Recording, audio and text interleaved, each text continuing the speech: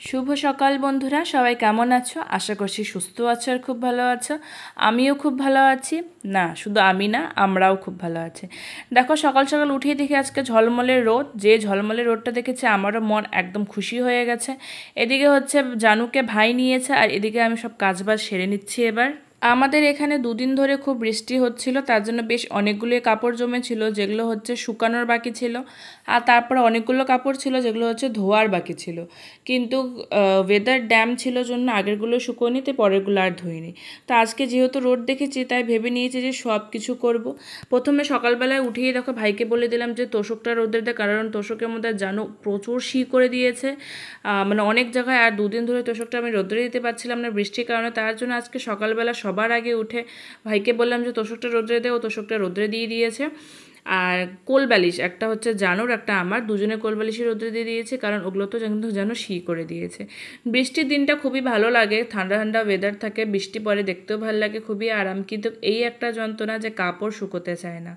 আর আমরা আগে অতটা প্রবলেম হতো না, কিন্তু এখন যেহেতু ছোটো বাচ্চা আছে, ছোটো বাচ্চারও যতগুলো কাপড় লাগে আর মাদেরও কিন্তু ততগুলোই লাগে, কারণ এই বমি করে দেয়, এই শী করে দেয়, এই পটি করে দেয়।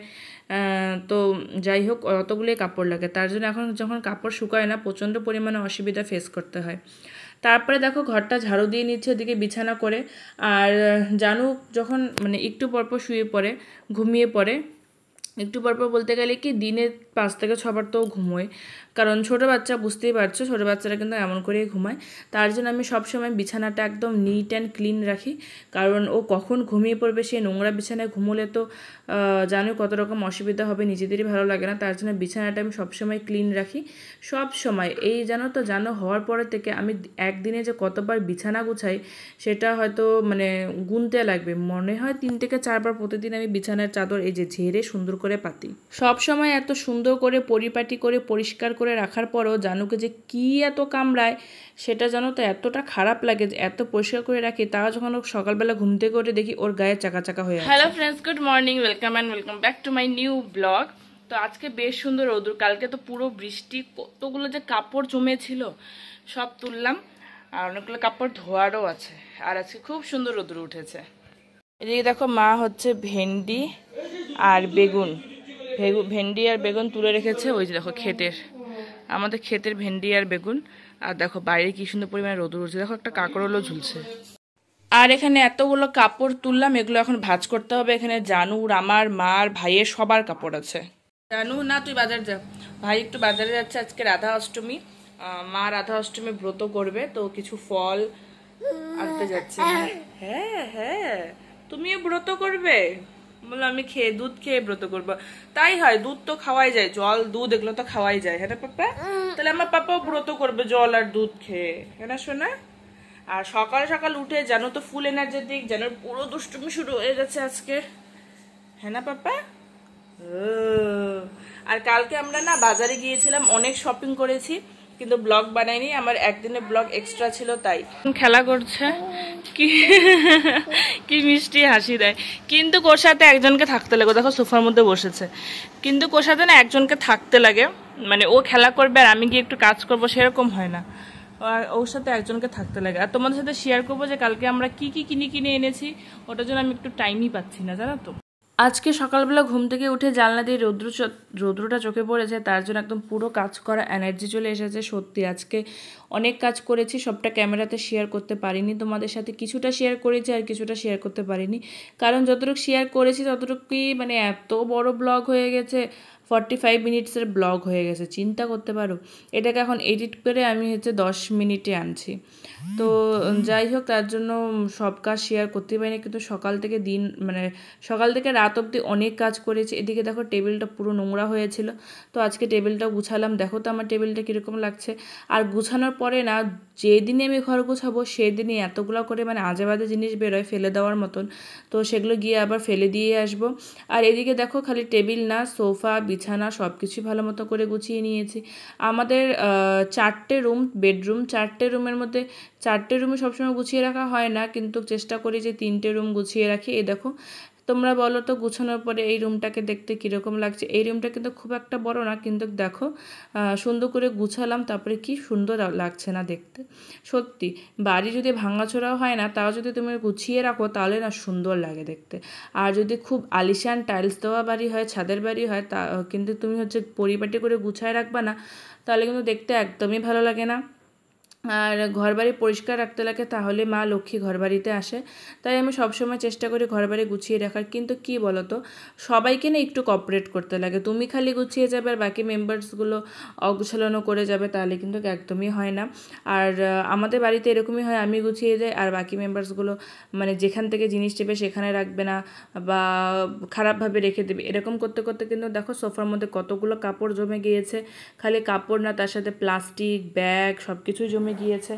তো ফাইনালি আজকে পরিষ্কার করলাম, কিন্তু কি জানো তো, যখনই দেখি না যে আমি পরিষ্কার করছি কিন্তু অন্যজনেরা নোংরা করে দিচ্ছে, তখন না আর নিজেরও মনটা চায় না যে আমি পরিষ্কার করি।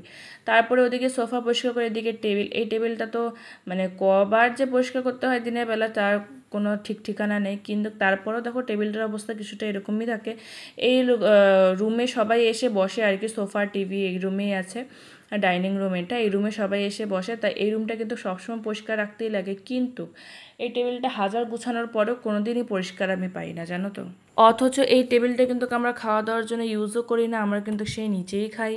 তোমরা হয়তো ভাববে এত কাজ আমি কিভাবে করছি জানুকে নিয়ে। আসলে জানু ঘুমোচ্ছে, আর এই টাইমটা জানো তো, জানু বেশ অনেকটা টাইম ঘুমিয়েছে, বলতে পারো 40 মিনিটস থেকে 1 ঘন্টার মতন তো ঘুমিয়েইছে। তার জন্য কিন্তু আমি অনেক কিছু করেছি। দুটো রুম পুরো পরিষ্কার করেছি, পরিষ্কার করার পরে নিচে পুরো বালু বালু হয়ে গেছে ঘর পরিষ্কার করার পরে। তারপরে সুন্দর করে আবার ঝাড়ু দিয়েছি, সেই সকালে কিন্তু একবার ঘরে ঝাড়ু পড়েছে, তারপরে আবার ঝাড়ু দিয়েছি। তো ওগুলো আর ভিডিওতে শেয়ার করলাম না। তারপরে দেখো জানুর কিছু পুজোর জামা, ওর তো পুজো আর অন্নপ্রাশন প্রায় একই টাইমে, অন্নপ্রাশনের 4 দিন পরে পুজো। তো জামা কিন্তু আস্তে আস্তে জানুর অনেক কটাই হয়েছে, তো ওগুলো এখনও ধুইনি। আর জানুকে তো ধোয়া জামা ছাড়া আমি পরাই না। জানু অনেকক্ষণ ধরে ঘুমোচ্ছে, আর জানু যতক্ষণ ধরে ঘুমোচ্ছে আমি সব ওই ঘর গোছালাম, এই ঘর গোছালাম, কাপড় ধুতে দিলাম, ঘর ঝাড়ু দিলাম। ওদের তোমাদের সাথে ভিডিওতে শেয়ার করিনি, ঘরটা প্রচণ্ড নোংরা হয়েছে গোছানোর পরে। ঘর ঝাড়ু দিয়ে দিলাম, পরিষ্কার করে দিলাম। এখন আমরা হচ্ছে প্রসাদ পাবো। আর আমাদের কারেন্ট ছিল না, এতক্ষণে কারেন্ট আসলো। সেই সকাল থেকে যখন ঘুম থেকে উঠেছি তখন থেকে কারেন্ট ছিল না। এখন 2টো বাজতে 5 মিনিট বাকি, এখন কারেন্ট আসলো। আজকে হলো রাধা অষ্টমী, দেখো মা মাত্র ভোগ দিয়ে আসলো। এই যে রাধারানীর প্রসাদ, এখন এগুলো খাবো। আর রান্নাবাড়ি আমি করিনি, এখন রান্নাবাড়ি করবো। আজকে একটা খুব বড় ভুল আমার থেকে হয়ে গেছে। জানুর মুখে ভাতের জামাটা, ওটা হচ্ছে দেখতে পারবে লাল একটা খুব সুন্দর কুর্তা আছে। আমি যখন ওটা ধুচ্ছিলাম তখন আমার মাথায় ছিল যে কোনো কাপড়ের তো কালার উঠবে না, দিয়ে দিই এটা, কোনো কাপড় সবগুলোতে গেঞ্জি কাপড়। কিন্তু জানো তো ওটার থেকে যে লাল কালারটা উঠে অন্য কাপড়ে লেগে যাবে, আমার একদম মাথাতেই ছিল না। এত খারাপ লাগছিল। আগের দিন যে মলের থেকে জামাটা এনেছে, জামাটা জানো এত সুন্দর, কাপড়টাও এত সুন্দর, কিন্তু জানো তো ওটার গেঞ্জিতেও দেখো এই সাদা গেঞ্জিটার মধ্যে পুরো দাগ ভরে গেছে। এই যে এই জামাটার, এই কুর্তাটার, এটা হলো সুতির লাল কুর্তো, জানো অন্নপ্রাশনের জন্য আমি নিয়েছি। প্যান্টটাতেও ভরে গেছে, কিন্তু কোনো ব্যাপার না, প্যান্টটাতে ভরেছে। কিন্তু মলের থেকে যে জামাটা এনেছে, ওই যে ডাংরিটা, এত সুন্দর মানে জানুকে মানিয়েছে। আর জামার কাপড়টাও এত ভালো, কালারটাও এত ভালো, কিন্তু কালারটা খারাপ হয়ে গেল আমার দোষের জন্য, জানো তো। এত খারাপ লাগছিল, মানে কি বলি, খুব খারাপ লাগছিল। তো জানো তো এত কাজবাজ করেও মানুষের যখন মন পাওয়া যায় না, তখন এতটা খারাপ লাগে। আমি মার বাড়িতে থাকি, মার বাড়িতে শ্বশুরবাড়ির থেকে কম কাজ করতে লাগে, এটা তো একদম 100%। কিন্তু যেহেতু আমি বাচ্চার মা, আমার কিন্তু কাজ করতেই হয়। শুয়ে বসে থাকলে একদমই চলে না, ছোট বাচ্চাকেও হ্যান্ডেল করতে হয়, তাও কিন্তু মানুষের মন পাওয়া যায় না। তো দেখো ফাইনালি সব কাজবাজ সেরে স্নান করে এবার চলে আসলাম রান্না করতে। রান্না প্রায় হয়ে গেছে, তোমাদের সাথে রান্না শেয়ার করলাম না, কারণ অনেকটা লম্বা ভিডিও হয়ে যাবে। এদিকে আমি হচ্ছে কাঠকচু আর হচ্ছে আলু দিয়ে একটা নিরামিষ তরকারি বানাচ্ছি, ফুটনো দিয়েছি জিরে আর শুকনো লঙ্কা। আর এইদিকে হচ্ছে আলু বেগুনের ঝোল। আমার ভাই ঝোল খুব পছন্দ করে, ঝোল দিলেও খাওয়াটা বেশ ভালো হয়। তো এখানে আমি আলু আর বেগুনের একটু ঝোল বানিয়ে নিচ্ছি। এই যে সেদ্ধ হয়ে গেছে, এবার ঝোল দিয়ে দেবো এটার মধ্যে। আর এখানে হচ্ছে একটা আমি বাটা মশলা করেছি, তো ওই বাটা মশলাটা দিয়ে দেবো। বাটা মশলা আজকে ঘরে না কাঁচা লঙ্কা নেই, এইসব সবজি কাঁচা লঙ্কা দিয়ে করলে খুব ভালো হয় খেতে। তো এই সবজিতে দিব হচ্ছে জল, এতটুকু জল দিলে মনে হয় হয়ে যাবে। গ্যাসটা বাড়িয়ে দিই, হয়ে গেল। আজকে ভাবলাম দেরি হয়ে গেছে, খালি এক তরকারি ভাত করি। ও মা, এক তরকারি ভাত করতে গিয়ে সে কতগুলো পদ হয়ে গেল। এটা ফুটুক। আর এইদিকে হচ্ছে দেখো খুব সুন্দর করে ভেজেছি। কচুটা চুলকার জন্য একবার সিদ্ধ করে জলটা ফেলে দিচ্ছি। এটা দেখে সিদ্ধ, এটাও সিদ্ধ প্রায় হয়েই গেছে। আর এই যে বাটা মশলাটা আমি করে রেখেছি, জিরা, ব্লাড, জিরে, আদা আর শুকনো লঙ্কা দিয়ে পেস্ট বানিয়েছি। এই পেস্টটা এখন দিয়ে দিব, অল্প পেস্টই দিলাম। নিরামিষ তরকারিতে কিন্তু খুব বেশি মশলা ভালো লাগে না, হালকা ফুলকা মশলাই খুব ভালো লাগে। তো চলো এদিকে আমি রান্নাবান্না কমপ্লিট করে তারপরে তোমাদের সাথে শেয়ার করি যে কী কী রান্না করেছি। তো দেখো রান্নাবান্না রেডি। যে জায়গায় ভেবেছিলাম এক পদ বানিয়ে খাবো সেই জায়গায় দেখো কাঁকরোল ভাজা, পটল ভাজা, এদিকে হচ্ছে আলু বেগুনের পাতলা ঝোল, আর এদিকে হচ্ছে কাঠকচু আর আলুর মাখা। তো এই দেখো 3টা আইটেম, যে জায়গায় ভাবছিলাম একটা পদ বানিয়ে খাবো এখন বাজে 4:30। তো চলো খাওয়া দাওয়া এখন শুরু করি। জানো ঘুমিয়েছিল তার জন্য এতগুলো রান্না বান্না করতে পারলাম, কিন্তু এখন সে উঠে পড়েছে। দিক দিয়ে ভাইও খেতে বসে পড়েছে।